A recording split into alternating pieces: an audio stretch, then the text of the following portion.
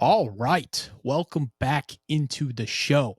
And I am super excited to have back on for our third March Madness. I got my guy, Jonah Cerone. He's back at you, ready to go. Last year we had Drew Comer on the show, and he's coming on for second round, first round reactions. But Jonah's here. He needed to get his upset picks in. They were sensational last year. We both had Oakland going far. We were talking Drew off of his bad landslide going with Kentucky to the finals last year. That was a terrible decision. We had multiple upset picks going on, so I had to bring Jonah back. Jonah, how we doing today, man? Good, man. Good. I'm pumped to be back. I got some upsets I'm confident about this year, and I'm ready to do it year three. Yeah, we were talking pre-show, and you told me that you had a big time upset to surprise me with. I So do. I, I I'm ready do. for I'm ready for that one. We'll get to that later on, but Do let's you remember start how with a confident I was about Oakland last year? oh yeah. Double it for this Oh year man, wow, that's giving me hype. That's giving me hype. with the mortgage on it. It's Um, gonna be good. put the mortgage on it. I don't know if I'll do that, but we'll see. We'll see how it comes through. But let's talk about some of the main upsets. So a lot of people look at the 12-5, and when we're looking at the seeding, a lot of people feel like Michigan got screwed. They're stuck at the 5 seed, and they're playing a really, really good UC San Diego team. So talk to me about what you see in this matchup, and if you even think this Michigan team is on upset alert. Yeah. So let's start with what everyone likes about UC San Diego. They're top 10 in offensive field goal percentage, and at the same time, they're top 10 in defensive field goal percentage to what they're holding Mhm. their opponents to, which is pretty incredible. And then we got this Michigan team who has had some shaky games, some bad losses. Their wins, they don't usually win by a lot. So that's what everyone's seeing. And you know how much I hate the Big Ten in March. We talk about it every Yep. year, and every year it comes true. But that being said, Michigan's got two great 7-footers, and they just won the Big Ten. Like they're hot. I don't see how San Diego wins this one. I think Michigan takes care of business, silences the haters per se. They're better than a 5 seed for being real. So yeah, I think Michigan takes care of UC San Diego there. Yeah, no, that's completely fair. I think a lot of people are all over this one as an upset. So I think it's kind of refreshing to hear like a Michigan take in that sense because we just did see them dominate the Big Ten tournament, really impressive stuff with Wolf and Golden. So I don't mind the Michigan take here. Like I think they can definitely win that game. Sticking same bracket, or actually let's switch to the next bracket, which would be the other 12-5 is Colorado State and Memphis. A lot of people are all in on this Colorado State team. They ended up winning their conference tournament and really looked good doing it, and they're one of the hottest teams going into the field. So talk to me about this game. Memphis seems overseeded at the 5 seed. Tyrese Hunter, one of their best guards, is in a boot. So a lot of people are like, all right, Colorado State, like this is the team. Talk to me about this matchup. And do you think Memphis is on upset alert? Yeah, I mean, I've seen people favoring Colorado State to win this game, like betting sites favoring Colorado Yep. State. Yep. They're one of the hottest teams in the country. They've won 10 straight, which is incredible. But I think what people are forgetting about and the hype around Colorado State is that Memphis is also one of the hottest teams in the country. They've won their last 8 games. And on top of that, this season they've beaten UConn, MSU, Clemson, Ole Miss. So they've beaten very quality opponents where Colorado State really hasn't, at least not to the same level. They're both Mhm. red hot. I think this is going to be a good game, a very good game, but I think Memphis takes care of business here. Yeah, no, I completely like that. I talked about Memphis a lot after the Maui tournament, and they were sensational at the Maui. Like they really played well. Tyrese Hunter, when he's healthy, is unbelievable. He's shooting the lights out from three, and he's incredible. And even if he doesn't play, you just add one of the best scorers in college basketball in PJ Haggerty in their backcourt. He had 42 points in the semifinal game. 42 points. Like that's insane. He's unreal. And then add an unbelievable big that transferred from Illinois to go to Memphis in Dane Danger. He's incredible. He in the final game had 21 points, 15 rebounds, 5 blocks, 5 assists. Like that's just sensational. And guess what? He's your backup center. They have an insane center that starts for them as well. So Memphis to me, like I like what you're saying. A lot of people think they were overseeded at the 5 seed, They were really hot to finish, and I think that's part of the reason the committee put them there. And Colorado State, I just think it's going to be a little too much. I agree with you in that one. So let's switch over to that Yale matchup that I was talking about earlier. Okay, so Yale is taking on. Let me double check who they're playing just so I got it right. Texas A&M, Texas. which I Yeah. think, yeah, I think it's a really good matchup here. It's interesting. A lot of people, me and you, I think last year picked Yale over Auburn. So talk to me about. Do you think Texas A&M is in that similar position where SEC team that was really good throughout the year? Now you're playing a Yale team, you might overlook them a little bit. So talk to me about what you're seeing in this matchup. Yeah, I think this is a rare situation where you have the lower seed coming in with less nerves than the higher seed.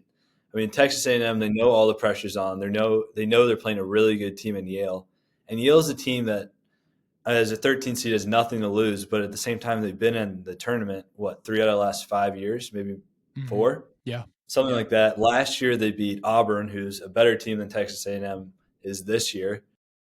In that game, let's see if I say his name right. Polakidis, is that it? Yep. Yep. That's right. That's right. Yeah, he had 28 last year. He's back. He's averaging 19 this year. They have Nick Townsend averaging 15. They have an experienced team that's been in this tournament before. They've done the job before. Some of them more than once.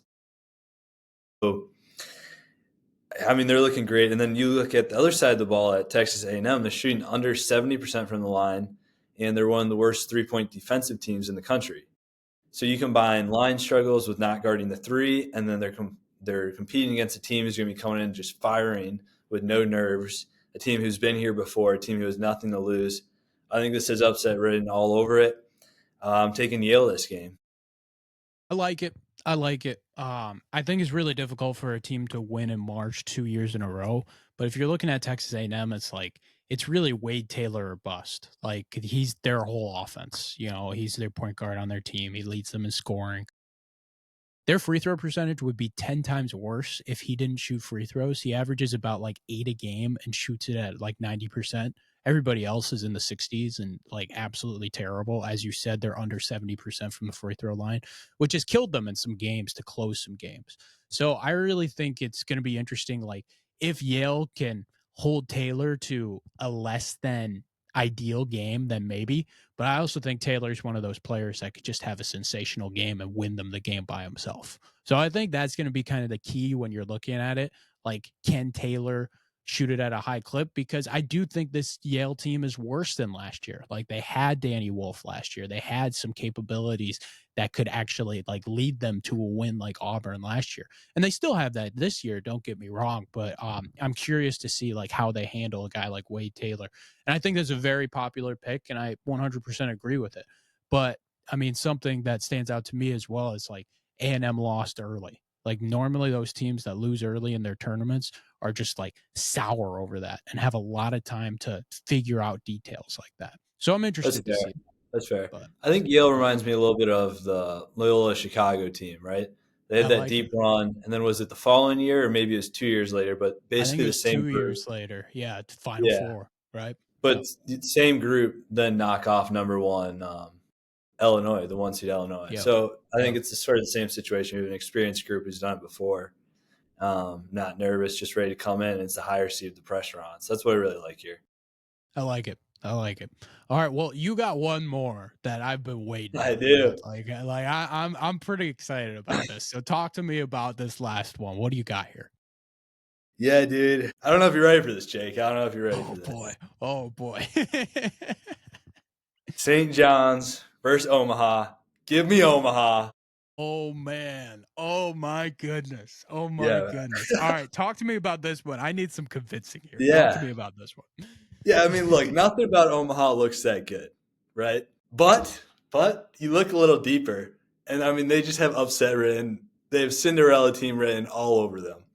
Um, they have this guy named Markel Sutton. Sorry, have you seen his highlights? Not too much. Not too You're much. I'm gonna not see them really soon. looking up Omaha highlights, just so you know. Everyone's gonna be looking them up soon after this game. I mean, this guy's long. He's athletic. He's got bounce. He throws down. He just pulls from mid range in people's faces. Um, so they got the March Hero on their team. Okay. Um, What else do they have? Well, you tell me a little bit about their coach. You know their coaching.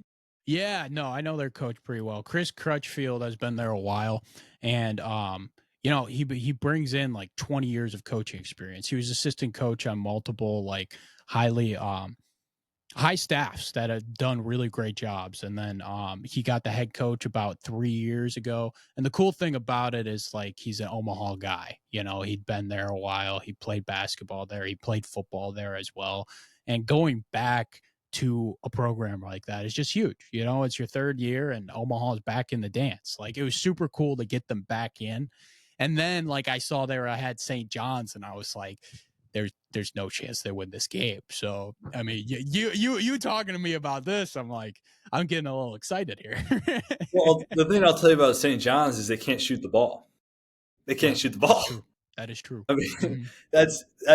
that lines up perfectly for an upset team. Remember when Yep, Virginia lost as the 1 seed? They went, what was it, 4 for 22 from the line? something like I that. think Yeah. St. John's is shooting 27% in league play from three this year. Okay. Yeah. Or sorry, Virginia shot 4 for 22 from three, is what I meant to say. Like Okay. I think it's got all the elements of a huge upset here. But I'll tell you what really sold it for me. Can I share my screen here? Yeah. Yeah. Go ahead. Go ahead. All right. So this is a video of Omaha post win in their conference tournament, not championship or anything. I guess they do this every game. So let's watch this here. All right, can you see? Yep. Yep. I can see. All right, get ready for this, Jake.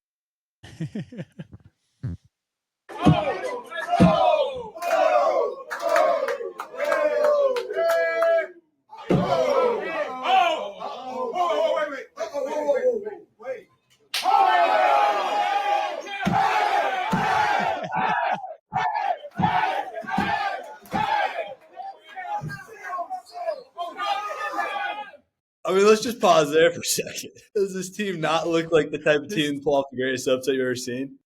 this team has some aura. I'm gonna give We'll you that. finish it. Like the We'll finish aura. it. Oh man. Oh Man, I mean, I mean, That's amazing. that That's video amazing. did it for me, to be honest. If you're a team that beats a trash can after you win a game, you're going places at the end of the Yeah. day. No, that's completely fair. That's So that completely combined fair. with St. John's not being able to shoot the ball, they have their March guy.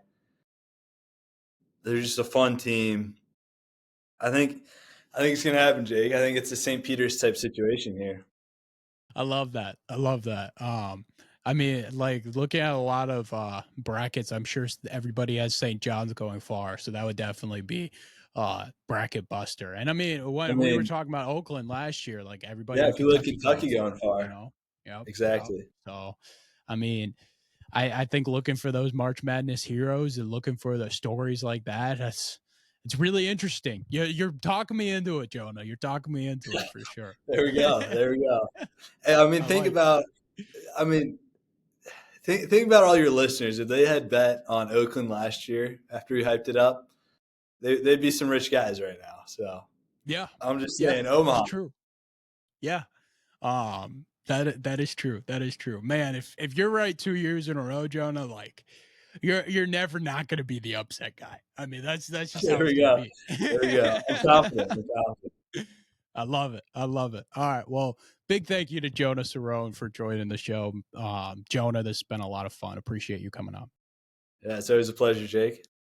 Yes, sir. Yes, sir. All right. Well, that's going to wrap up the pod for today. Thank you guys so much for listening, watching, wherever you're at. Go like, subscribe on YouTube, and follow the show on Spotify. I'll see you next time. Peace.